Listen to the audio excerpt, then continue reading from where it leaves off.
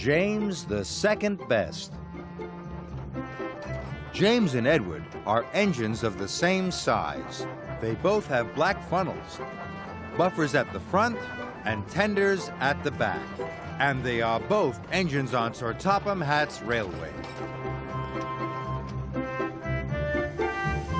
One morning, Sir Topham Hatt brought a photographer to Tidmouth Sheds.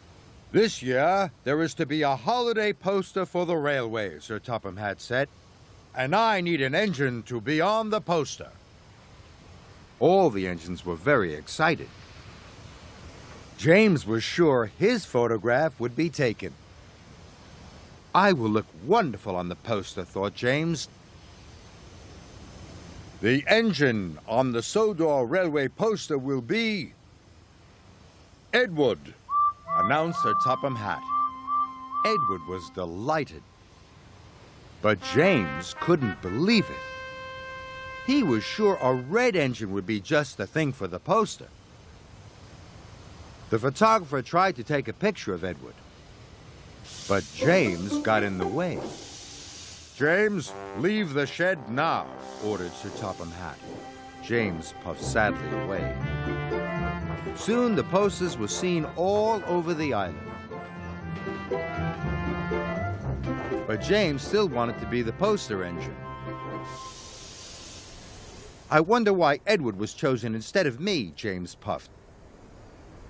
"Because," huffed Henry, "Edward is always gentle with his freight cars. And he doesn't mind doing the dirty jobs," puffed Percy. "And he's always on time," chuffed Thomas. James was cross. "I can do all those things too," pouted James. "I'll show you that I'm good enough to be on the poster." And he chuffed away. The next day, Edward and Thomas were working in the yard. Edward shunted his freight cars softly and smoothly. When James arrived, he shunted his freight cars softly and smoothly too. "See, I can be gentle just like Edward," puffed James. "I am good enough to be on a poster." "Edward finished a long time ago," teased Thomas. "He's already delivered his coal. That's why he's the poster engine." James wanted to be as good as Edward, so he raced off to collect his coal cars. James delivered dirty coal cars all afternoon. He became greasy, grimy, and grubby. And his bright, shiny red coat was soon covered in coal dust. "See," puffed James, "I can get just as dirty as Edward. I am good enough to be on a poster." But James was so dirty it took a long time to get him clean. James was soaked and scrubbed. They even brushed behind his buffers.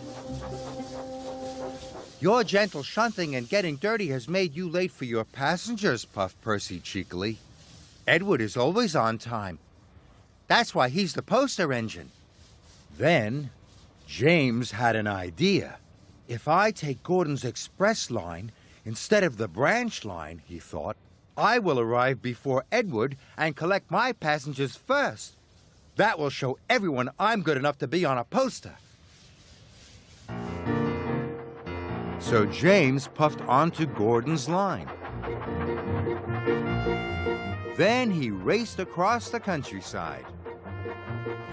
James rattled over bridges and clattered through tunnels. He really wanted to get in front of Edward.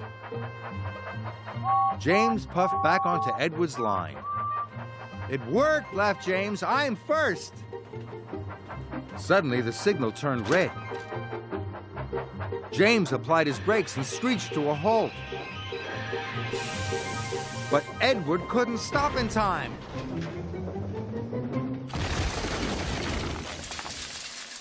"Sorry," puffed Edward. "I didn't have time to stop."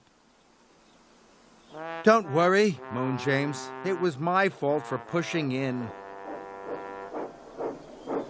You're finally in a poster, chuckled Thomas. Maybe you are good enough after all. But James didn't feel very good. He felt very silly. Soon, Emily arrived with Sir Topham Hatt. James, your racing around has caused confusion and delay, Sir Topham Hatt said sternly. Yes, sir. Sorry, sir. James puffed sadly. Edward, your cylinder has been damaged. You can't take the children to the seaside today. The children at the station were very sad. But we wanted to ride on the poster engine, the children cried. James felt worse than ever. Please, sir, James puffed. If I was a back engine, all the children could still ride on Edward. What a wonderful idea, said Sir Topham Hatt. Edward and his passenger cars were very heavy, but James pushed them slowly to the seaside.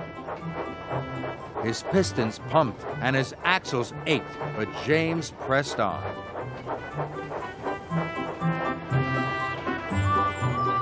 They stopped along the way to pick up more children. It's Edward, the children cheered. And look at James. He's pushing him. Isn't James a grand engine for being so kind? James was so proud it made his boiler bubble. He felt more useful than he had ever felt before. Even though you weren't the engine on the poster, puffed Edward, you are still really useful.